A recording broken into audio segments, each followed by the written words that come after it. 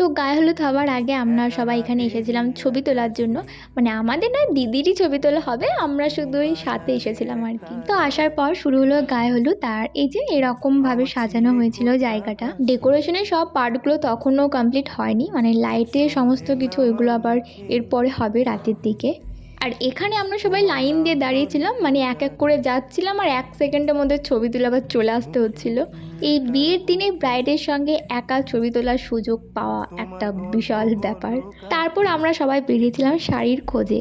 একই তো বিয়ে বাড়ি বলে কথা, তার উপরে এতগুলো দিদি বৌদি, একটা করে তো শাড়ি নিতেই হবে, তাই না? তো সব কিছু হয়ে যাবার পর আমরা সেদিনই গ্রামের বাড়ি থেকে বাড়ি চলে এসেছিলাম। আর আসার সময় দিদি আবার পার্লারও গেছিলো ওর আইব্রোটা সেট করতে।